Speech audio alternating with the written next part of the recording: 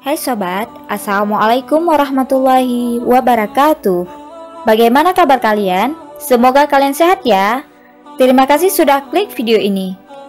Mari bagikan pengetahuan Islam dengan cara like, share, and subscribe channel Kepoin Islam. Semoga bermanfaat bagi kita semua. Kepoin Islam yuk.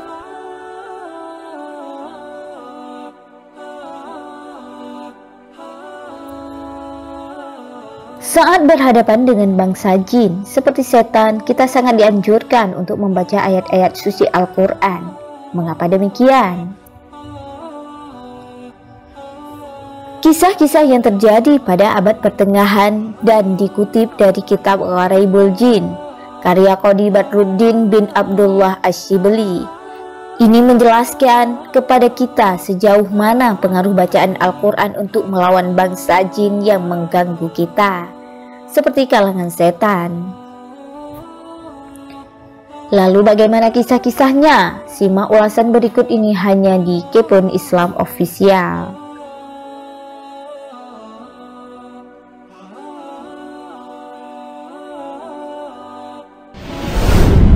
Membuat nyali setan seakan nyali burung emprit. Kisah pertama seperti yang diriwayatkan dari Qais bin Al-Hujjaj. Ia mengisahkan suatu saat setan pernah berkata kepadaku, "Semula aku hendak mengganggumu keberanianku layaknya singa, tetapi hari ini nyaliku hanya sebesar burung emprit."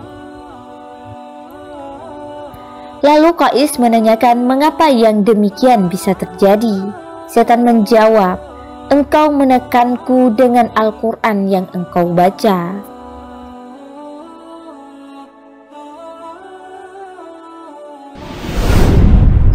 Kisah Khalid Al-Walibi.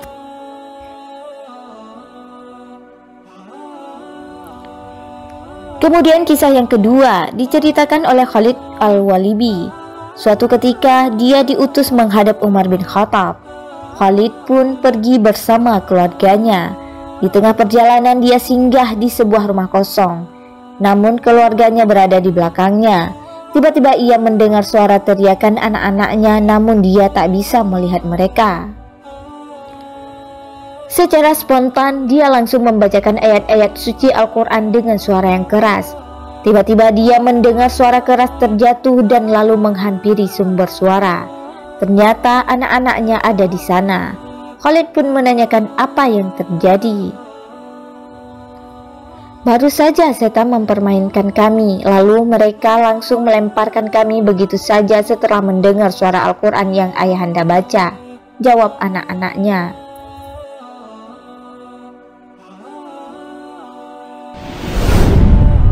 Sang alim dan jin muslim.